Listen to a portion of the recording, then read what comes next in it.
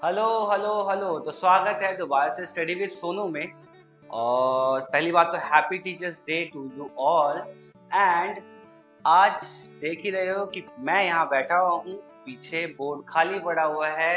इसका क्या मतलब है? इसका मतलब है कि आज मैं आपको नहीं पढ़ाने वाला। इसका मतलब है कि आज हम कुछ ऐसा सीखने वाले हैं जो एक सीख तो है ही, और बिना बोर हुए। तो स्टार्ट करते हैं। तो ये कहानी है। कहानी कहाँ से स्टार्ट होती है? कहानी स्टार्ट होती है एक गुरुकुल से, जहाँ के जो आप कह सकते हैं शिक्षक हैं वो एक ऋषि हैं। ठीक है।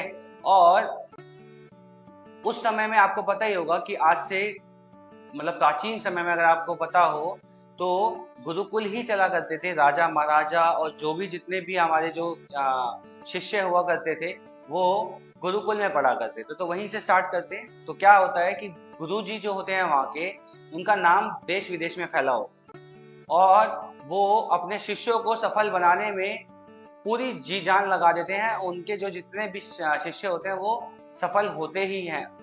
अब दो लड़के जो होते हैं बहुत अच्छे घर से, वो आते हैं और गुरुजी से कहते हैं कि गुरुजी हमें अपना शिष्य बना लीजिए। गुरुजी कहते हैं कि बेटा शिष्य तो मैं बना लूंगा, लेकिन आपकी परीक्षा लेनी पड़ेगी। तो कहते हैं कि कैसी परीक्षा गुरुजी? हम जैसी भी परीक्षा होगी हम आपको देंगे। ठीक है, हम आपको जो आप बोलेंगे वो करके देंगे। तो गुरुजी कहते हैं ठीक है बेटा, तो आप मेरी एक बात सुनो। आप मैं जो आपसे कहता हूँ आप वो करें। अगर आप उसमें सफल होते हैं तो ठीक है, नहीं तो मैं आपको शिष्य नहीं बना पाऊंगा। फिर गुरुजी क्या करते हैं? गुरुजी जाते हैं अपने गुरुकुल के अंदर और वहां से दो मिट्टी के कबूतर लेके आते हैं और उन बच्चों से कहते हैं कि बच्चों, आपको आपका कार्य यह है कि आपको इन दोनों मिट्टी के कबूतरों की गर्दन तोड़नी है। अब वो कहते हैं यार गुरुजी ये तो बहुत आसान चीज है, ये तो हम अभी कर देते हैं। उन्होंने कहा नहीं, जितना आसान लग रहा है उतना आसान ये है नहीं।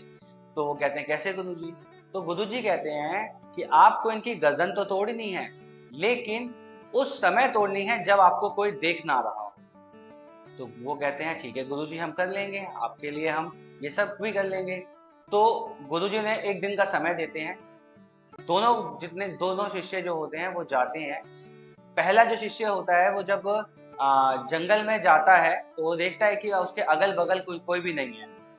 तो वो क्या करता है, एक दो बार इधर उधर देखा, उसने देखा कि नहीं कोई भी नहीं है, वो उसकी गर्दन तोड़ देता है और उसे लगता है कि वह सफल हो गया है। दूसरा शिष्य क्या करता है? दूसरा शिष्य जैसे ही एक पेड़ के नीचे जाता है तो तोड़ने वाला ही होता है कि ऊपर एक चिड़िया आती है जो कि चहचहाने लगती है। तो उसको लगता है कि नहीं, गुरुजी ने कहा था कि कोई नहीं देख रहा हो तब आप तोड़ सकते हैं गर्दन। तो वो वहां से चला जाता है। फिर वो जाता है एक झाड़ियों के पीछे। वहां झाड़ियों के पीछे जब वो इधर उधर देखता है तो कोई नहीं होता।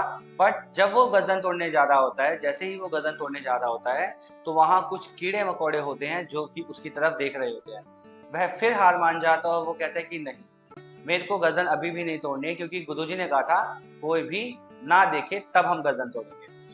अब वो एक गड्ढा खोदता है, उस गड्ढे के अंदर जाता है और गड्ढा खोदने के बाद जैसे ही वो तोड़ने वाला होता है तो उसे दिखता है कि ये कबूतर तो मुझे देख रहा है। गुरुजी ने तो कहा था कोई भी ना देखे। तो वो कबूतरों की आंखों पे पट्टी बांध देता है। उसके बाद पट्टी बांधने के बाद जब वो दोबारा तोड़ने लगता है तो वो कहता है अरे मेरी आंखें भी तो मुझे देख रही हैं।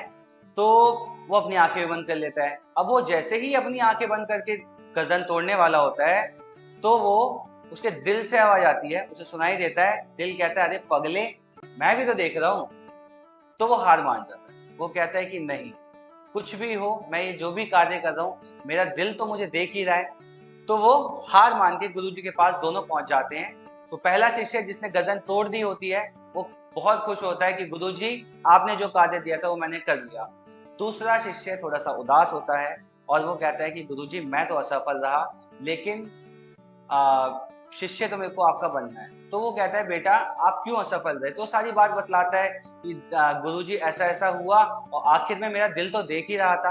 तो गुरुजी उसको शाबाशी देते हैं और कहते हैं बेटा आप असफल नहीं, आप सफल हो गए हैं और आप ही मेरे शिष्य बनेंगे, क्योंकि आपके आपने सच्चाई का साथ दिया और आपने सच सच बताया कि हाँ दिल तो आपका देख ही रहा है। तो इस कहानी से हमें क्या सीख मिलती है।